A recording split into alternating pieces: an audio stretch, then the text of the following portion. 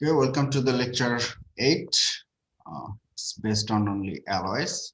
What is alloy and their classification will be discussed in this lecture.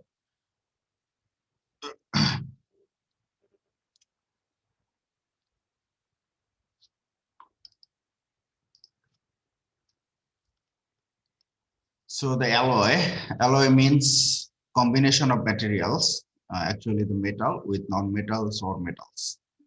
Uh, if we talk about the basic definition, it is the major portion of an alloy is a metal, and the minor portion will come from non-metals or metals. Metal, non-metal both can be placed inside a metal matrix to produce alloys.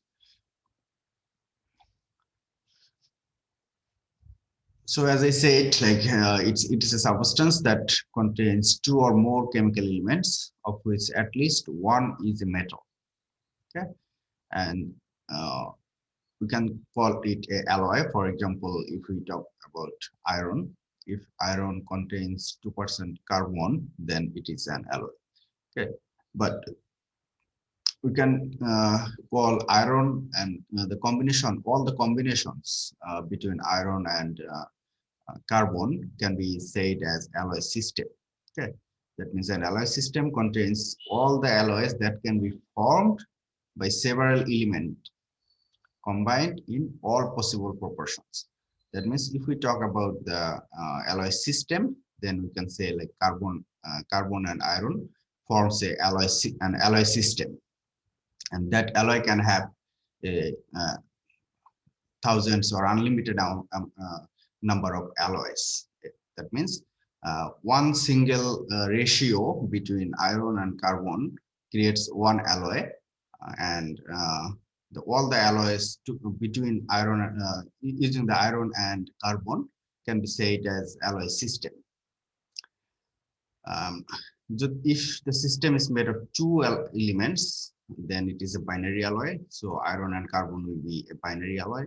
If it is the alloy forms between three elements, then it is a ternary alloy, and there is multiple alloy system. Multiple element alloys also available. Like you can mix like iron, silver, gold together to make alloy. That will also be an alloy system. Okay? Either two element making an alloy system, or more than two element can also make an alloy system. And all the combination of between two or more elements will be treated as an alloy.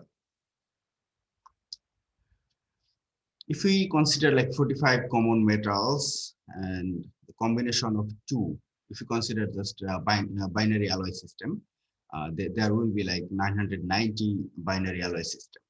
And the combination of three will give us like 14,000 alloy system. It's not an alloy, it is alloy system. And each system can have thousands of alloys. Okay, so there is a huge possibility to make alloys. And each system, a large number of different alloys are possible, and the composition varied. If the composition is only varied by 1%, so each binary alloy system will show us like 100 different alloys, and 990 binary system will give us like 99,000 alloys. Okay, so practically, if we talk about how many alloys are there, then it will be like infinite. Okay, do you have any question? No, sir. And the classification, if we want to classify alloys, then the major classification is homogeneous or mixture. The alloys can be homogeneous or alloys can be the mixture. And first we talk about the mixture. The mixture basically contains any combination of solid phases. Okay, pure metal, solid solution, intermediate alloy. These are the classification of the alloys. The pure metal, it can be the combination of two pure metals, then it will be an alloy. Okay, and the solid solution, I'll talk about that. That is also a type of alloy. and intermediate alloy is also a type of alloy. So any mixture of these three types of the pure metal or solid solution or intermediate alloys, any combination of the solid these phases will be treated as a mixture alloy. When there is a pure metal with solid solution alloy, then that is a mixture alloy. When there is pure metal with intermediate alloy, then it is a mixture alloy. And also, if there is a solid solution and a mixture of solid solution and intermediate alloy, we can also say that that is a mixture alloy. And the homogeneous is actually the solid solution and intermediate alloy. These two alloys are homogeneous alloys, solid solution and intermediate alloy phase, which is also called compound alloy system. That means the compound alloy. First, solid solution can be divided into two types, substitutional and interstitial.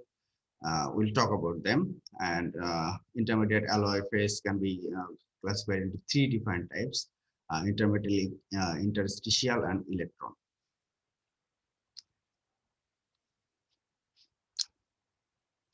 As I said, the alloys can be homogeneous or mixture. Homogeneous alloys will have only single phase. There, if you look at the microstructure, you'll be only able to see the grains and the grain boundaries. Okay, and for the mixture, it will have several phases. Like if it is a mixture of pure metal and solid solution alloy, then you will be able to distinguish the pure metal and solid solution phases. That means the grains can be distinguished if you look at the microstructure.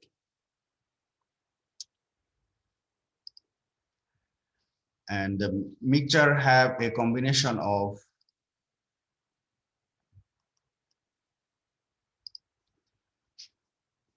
several phases. That is already said. A phase is anything which is homogeneous and practically distinct. If we look at the microstructure, if you find some regions of some gray regions and some very bright regions, then those are the those can be said as a phase. Okay, and if you can distinguish the two different grains of a microstructure, then you can say that each of them is a phase.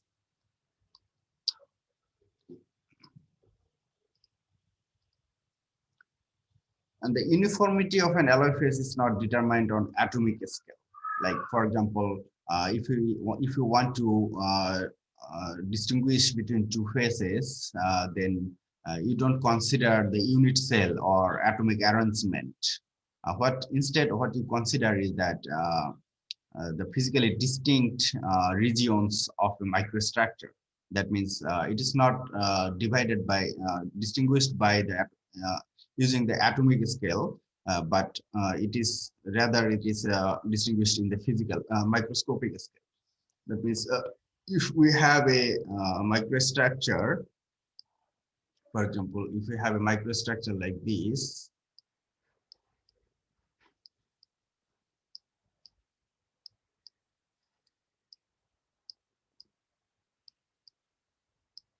so this is a microstructure of pure metal, but if it is a mixture, then pure metal shows only single phase. Okay, but if it is a mixture or mixture alloy, then it will show different phases like this. So this is how you can distinguish, like this hash region or gray region will be treated as a phase, and this one will be treated as another phase. So there will be two phases. Okay, but this can only be distinguished microscopically. If you magnify it more to look at the unit cells, then you will not be able to distinguish so easily. Okay, in the atomic scale, you will be able to distinguish each element. Okay, so that will not be convenient for microstructural analysis, and also that will not be convenient to discuss the phases. Okay, so that's how the phases works. The two distinct region in a microstructure.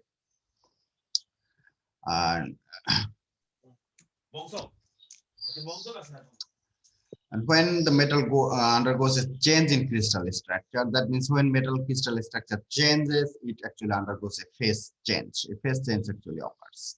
And when a phase change occurs, and that actually in a microstructure that can be visible. If there is a phase change, then it will show. If a new phase is created, then it will show a different reflection to the light compared to the pure phases or other any other phases present in that region.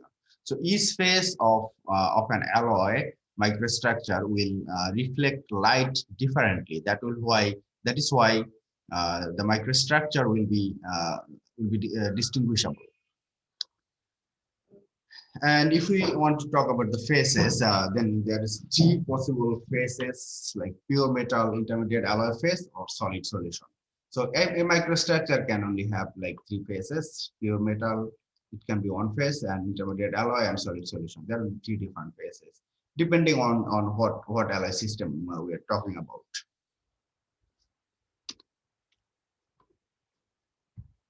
Now, if an alloy is homogeneous in solid state, it can be either a solid solution or a compound. In the solid state, it can be either a solid solution, compound, or a pure metal. Okay, so pure metal is not an alloy, so we are not talking about that. Since we're talking about alloy, so if we look at the microstructure and in the solid state, and we see that there is a single phase only present in that microstructure, then we can say either it is a solid solution or it is a compound. And if an alloy is a mixture, then it will show you different phases, like a mixture of two pure metals. That's what I said in the classification flowchart.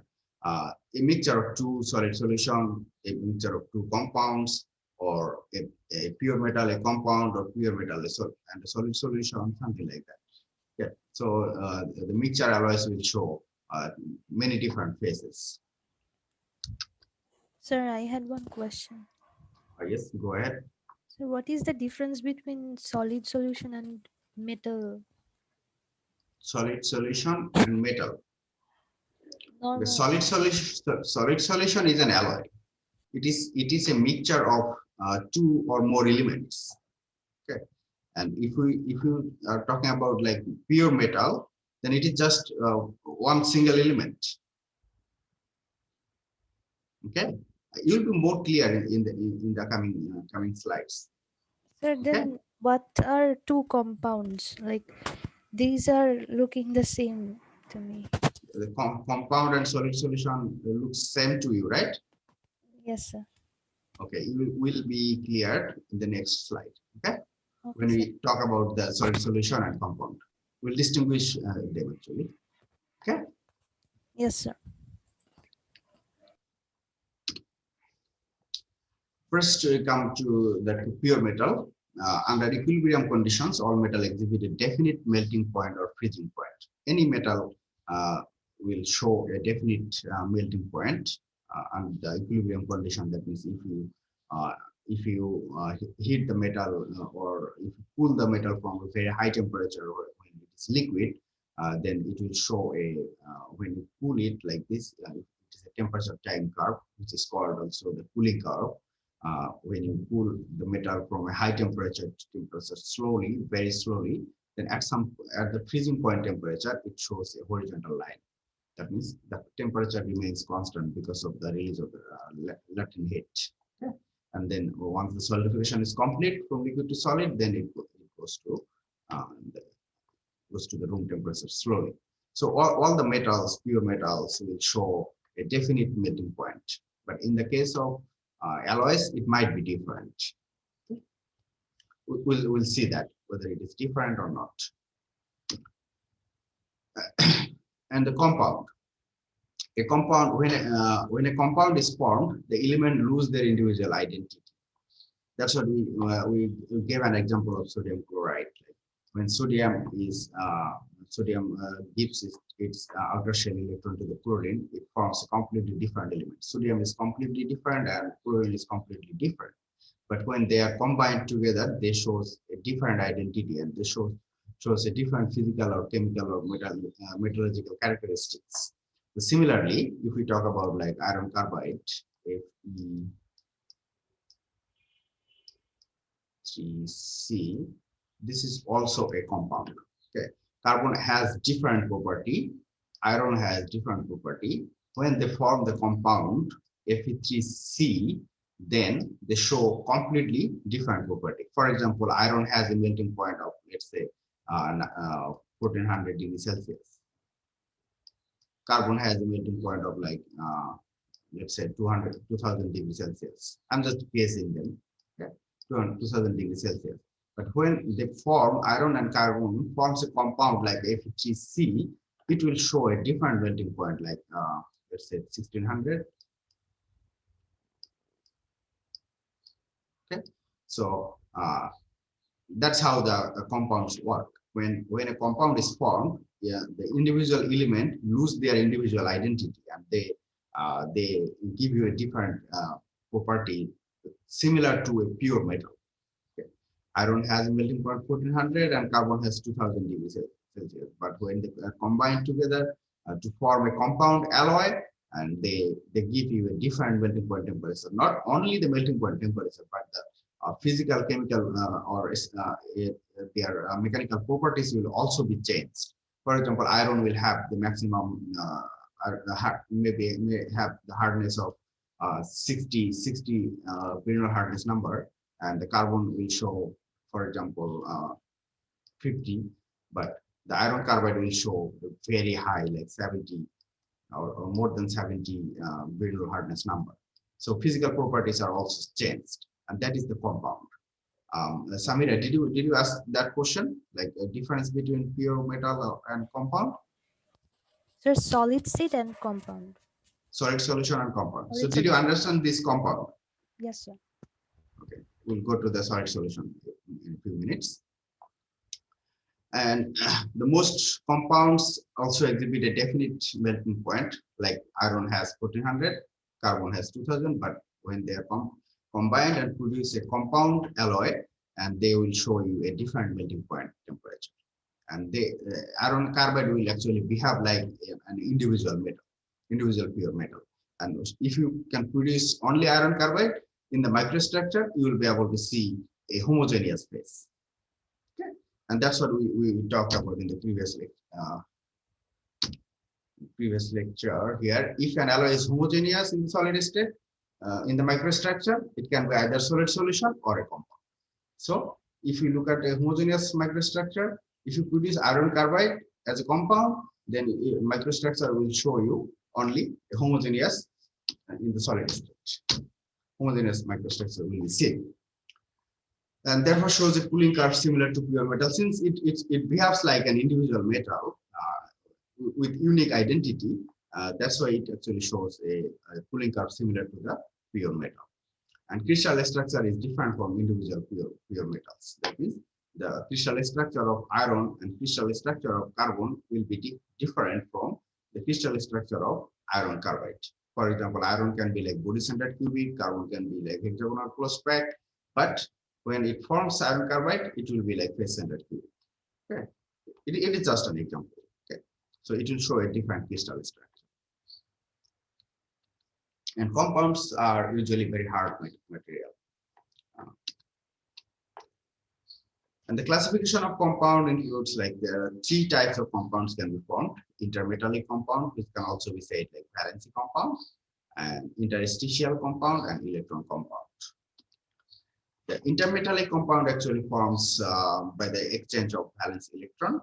That means by sharing the valence electron, they form chemically between. Actually, when this kind of compound is formed, the individual elements are chemically dissimilar metals. The chemically dissimilar metals actually form this sort of compounds. For example, here like calcium, cesium, magnesium, lead, magnesium, tin, and magnesium, cesium, copper, cesium. These are the completely chemically dissimilar metal, and they can form, like, by sharing their valence electron, they can form intermetallic compound. And as I said previously, the behavior of the compound, the copper will have different behavior and cesium will have different behavior, but when they are combined together to form a compound, then they will show you a completely different behavior. Have a very strong bonding. Sometimes it can be ionic or covalent, essentially non-metallic. And when the compound that is formed, that is actually non-metallic compound. And since it is a non-metal, so it will definitely show poor ductility, poor electrical thermal conductivity, and the complex crystal systems, crystal structure. And for the interstitial compound, it is very simple actually.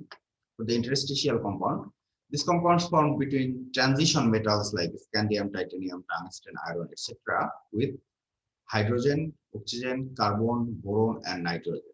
These compounds are formed between these metals, transition metal, and iron, oxygen, carbon, boron, and nitrogen. If you look at the later 5 elements like hydrogen, oxygen, carbon, boron, and nitrogen, later 5 elements have relatively small atoms. The size of the atoms are relatively small, and that can fit into space of the lattice structure of the metal. If we look at the crystal atomic arrangement of scandium, titanium, tungsten, or iron, the atomic size or atomic volume is very high, and that is why there will be sufficient space between the atoms. And these small atoms of hydrogen, oxygen, carbon, boron, nitrogen can get into those spaces and stay in that position. Okay, if that occurs, then this sort of alloys can be treated as interstitial compound. Okay, and they also show very different property than the individual metals. Okay, and they are metallic. In this case, they will be metallic and narrow range of composition and high melting point and very hard, like titanium carbide, iron carbide. These are the compounds that are formed like by occupying the space between the larger atoms. And finally, electron compound. It's a completely different type of compound. In this case, copper, gold, silver, iron, and nickel, cadmium, magnesium, tin, zinc. There are definite number of elements that can produce this sort of electron compound. A number of intermediate phases are found in this system with different lattices, with similar lattice structure. That means the intermediate phases can be found between these elements. That means copper and copper with cadmium can create a different, many different compounds. There are many different intermediate phases in the crystal lattice, and these phases are found to exist at or near composition in each system that have definite ratio of valence electron to atoms. For example, if we talk about like silver and zinc, if we calculate the ratio, there are some ratios given in here. Like valence electron to atomic ratio 3.2 with BCC structure. Silver can form a compound with cadmium. Silver can form a compound with zinc. Okay. And also silver can form a compound with cadmium with different number of atoms. Okay, that's what is said in this lecture. Like a number of intermediate phases are formed in the system with similar lattice structure. Okay, the number of different phases can be formed when silver is combined with the cadmium to form the intermediate phases. So these are the electron atoms, electron compounds, where the valence electron to atomic ratio will be definite, like 3:2 for the first case. Second case is 21:13, and third case is 7:4. So there are very small amount of atoms present in the case of electron. Alloys are present in the case of electron compound, and they have definite number of electron to atomic ratio. So that's all about the compound, and now we are going to talk about the solid solution. Any solution that if we talk about, like it has a solute and a solvent. Okay, the solute is the minor part, and the solvent is the major part, as everyone knows about these. And there are three possible conditions for a solution, like unsaturated, saturated, or supersaturated. Like if there is a small amount of solute present, and the solvent can take many more of the solute, then that is unsaturated. And if the ratio of solute and solvent has reached its maximum, then we can say it is a saturated solution. And if the solid is much more compared to the solvent, what the capacity of the solvent, then we say it is a supersaturated. So in the case of solid solution, these three types of alloys can also be produced, like unsaturated alloys, saturated alloys, and supersaturated can also occur in this case. Okay, Shahinur, please go ahead.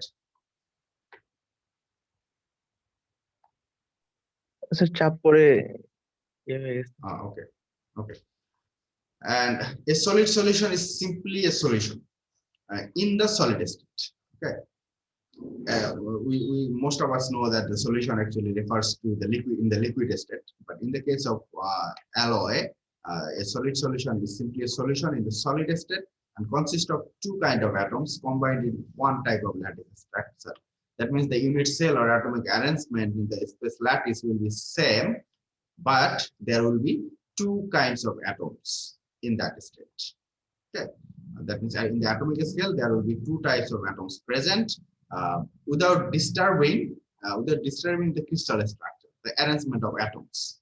The arrangement of atoms will not be altered, but there will be two types of atoms present in the crystal structure, and that is what called solid solution. And one kind of it can be 50% up to 50% bismuth. And if we talk about the solid solution classification, then it will be much more clear for you to distinguish between solid solution and the intermediate and the compound. And this is one of the types. There are two types actually: solid solution, substitutional, and interstitial. In the case of substitutional solid solution, the atomic arrangement, if you look at this picture, the atomic arrangement will not be changed, but instead the one atom of silver will be replaced by one atom of copper. It is just a replacement. Okay, that means it's kind of proxy. Okay, if you I think you know the term very much, like giving proxy. If you are not present in the class, tell your friend that give the proxy for me. So something like that. Like if a copper atom can occupy the space of a silver atom, and it can replace the silver atom to produce an alloy. So the silver atoms actually act as a solvent, and copper atom will act as a solute. So this is called a solid solution. Okay, and this is the substitutional type solid solution. And can you find the difference now between the compound and the solid solution? Yes, sir. Samira. Yes, sir. Okay. So in the case of forming substitutional solid solution, there are some conditions. Okay. For example, if we look at the conditions, like to form a solid solution, this condition has to be fulfilled. Several factors are there. For example, crystal structure factor. The complete solid solubility is never attained unless crystal structure are the same type. If there is a body-centered cubic structure, the both elements has to have the same unit cell or same crystal structure. Otherwise, it is very difficult to form a solid solution because it is a replacement. If you want to replace an atom, it has to be of similar category. Okay, for example, like silver and gold, they have like similar lattice structure, similar unit cell, and the atomic size is also kind of similar, so they can easily form the solid solution. So that is one of the conditions. Like the crystal structure has to be similar for the elements that are producing the solid solution, substitutional type solid solution. And the relative size factor, that means the difference between the atomic size should not be more than 50%. Okay, it has to be less than 15%. Otherwise, the formation of solid solution will be difficult. Okay, so that is why it's favorable for solid solution formation when difference in atomic radii is less than 15%. Third one is the chemical affinity factor. If the two element is not chemically affectionate, that means they don't want to stay together. They don't have any chemical affinity. And in that case, the solid solution will not form. So it has to be chemical affinity, less solubility, or more towards compound formation. Okay. And the relative valence factor, like a metal of low valence tends to dissolve more of a metal of higher valence. Okay, that means a metal of low valence, if a metal has a low valence electron, it has a tendency to dissolve more. Okay, more on a metal which have higher valence electron. So there will be a relative valence factor, like if you want to produce the solid solution, then you might want to mix two elements with one of them should have the low valence electron, and the one another one should have higher valence electron. So they can easily form the substitutional type solid solution, and they will have also the greater chemical affinity. So these are the four factors that need to be considered when you want to produce the solid solution, or these are the universal factors that require to form any kind of solid solution or substitutional type solid solution. Any question here?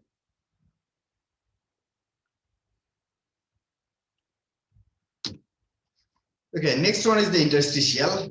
This one will be a little bit confused with, don't be confused with the interstitial type compound. Okay, the difference between, let me first talk about the interstitial solid solution, then we'll talk about the difference between interstitial compound and interstitial solid solution. So in the case of interstitial solid solution, in the atomic arrangement of larger atoms, the smaller atoms get trapped, similar to the compound. Okay, similar to the compound, they actually the smaller atoms get trapped inside the spaces between the larger atoms and produces a solid solution, interstitial solid solution, interstitial alloy. In this example actually shows the carbon as a solid and iron as a solvent, and when the carbon gets trapped inside the atomic arrangement of steel without disturbing it, without disturbing the atomic structure, that means the unit cell, without disturbing the unit cell, then it produces steel. That is an alloy of iron and carbon. It is not a compound. Okay. And in the case of interstitial, there are also some factors that needs to be really considered. And when the atoms of small atomic radii fit into spaces of lattice structure of a larger solvent atom, then interstitial solid solution can be formed. And only atoms with atomic radii less than 1 angstrom. This condition was not in the case of compound formation, right? When the atomic radii is less than 1 angstrom are likely to form the interstitial solid solution. Hydrogen, boron, carbon, nitrogen, these are the same element that forms the compound also. Okay. In the case of solid solution, interstitial solid solution, the atoms are trapped inside the crystal structure or atomic arrangement of larger atoms. The amount of small atoms required to form the compound, this is the difference between interstitial compound and interstitial solid solution. The amount of small atoms required to form the compound is always greater than the amount that may be dissolved interstitially. Did you understand this one?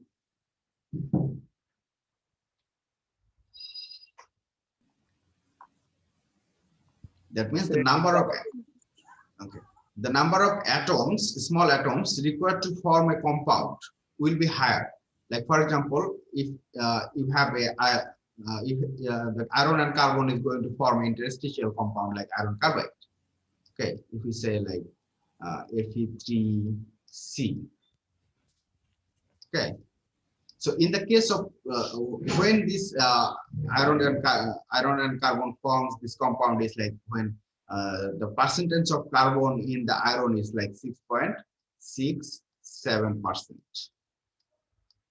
Okay, 6.67% when the carbon is 6.67% present in the iron matrix, then it forms the iron carbide. But the matrix of iron can have less than that percentage. Like the carbon content at the percent 6.67% 6-7% carbon, it can be less than that. That means it can be like 2% carbon present in the iron. Then it will not form the compound. Okay. For the formation of compound, there has to be sufficient amount of carbon present in the iron matrix, and that is 6.67% carbon. But if there is 2% carbon, it can only produce interstitial solid solution. Now, can you understand this? Yes, sir. Yes, sir. That means the 2% carbon is unsaturated, right? And 6.67% carbon will be treated as saturated. And when there is more than 6.67%, that will be supersaturated. Okay, Yes, sir. that's how the solid solution. That is the difference between solid solution and compound. Okay, and cannot be represented by chemical formula for being variable composition. In the case of iron carbide, we're representing it like Fe3C because there is a sufficient amount of carbon. It is saturated, and we can calculate the ratio between iron and carbon. But in the case of solid solution, there is no definite ratio. It can be, it will be less than 6.67%, but infinite number, like it can be 1%, 1.1%, 1.02%, like 2%, 3%, 5%, any percentage can be there. So in the case of interstitial solid solution, you cannot represent it by the chemical formula. Okay, did you understand this one? Yes, sir. All right. So that is the difference between iron carbide and the interstitial, compound and interstitial compound and interstitial solid solution. And another thing you must remember is that when a compound is formed, the property is has completely changed. But when a solution is formed, the property does not change significantly. It does not behave like an individual metal. But compounds behave like an individual metal. When you cool, the cooling curve of interstitial solid solution will not be same as the cooling curve of iron carbide, because iron carbide is a compound and it will act as a pure metal. Okay. In the case of 2% carbon, you'll be able to see 2 different or 3 different phases. But in the case of iron carbide, you'll be able to see only a homogeneous phase. Okay. So there will not be any more than one phase. So these are also the differences between interstitial compound and the interstitial solid solution. So finally, the alloy structures, if you want to review it, the alloy structures can be classified broadly as homogeneous and a mixture. What is a mixture? Mixture is a combination of any solid phases. Solid pure metal, solid solution, intermediate alloy, any kind of solid solution and intermediate, any kind of intermediate alloy or compound, any kind of pure metal with intermediate alloy. Okay, this will be treated as a mixture alloy. Any mixture of any type of alloys present in this region. Okay, any alloys present in this region can be combined together to form the mixture alloy. And for the homogeneous alloy, it can be solid solution, it can be compound. In the case of solid solution, there are 2 types, substitutional. The condition for substitutional solid solution formation is that the atomic radii has to be same, almost similar, like it should not differ by more than 15%. Okay, and has to have the similar crystal structure and also the chemical affinity and the valence electron difference, high difference between the valence number of valence electrons between 2 elements. These are the conditions for substitution of solid solution. And for the interstitial solid solution, the atomic radii has to be less than 1 angstrom, so that the atoms can fit into the larger space between the larger atoms. And this is an unsaturated solution. Okay, and when it gets saturated, that actually produces interstitial compounds. Okay, and for the intermetallic compound, it actually produces bonding between the either covalent or ionic bonding between the elements to produce the intermetallic bond, and that actually creates a non-metallic material. When this compound are formed, that actually creates a non-metallic material. But in the case of interstitial, it is metallic, it is very hard, and it acts as an individual metal. All three actually act as individual metal, and also shows a very homogeneous crystal structure, microstructure. But in the case of interstitial, this is metal. This have the metallic property, and the electron compounds also have the metallic property.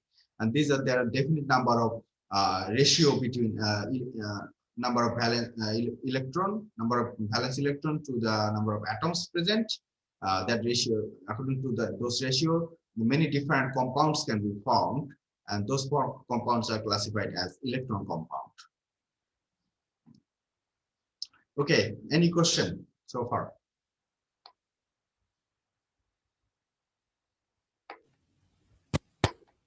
No, sir. All right. So this is the end of today's class, and in the next class we'll talk about phase diagram. Let's start the phase diagram and let's see how it goes. Okay.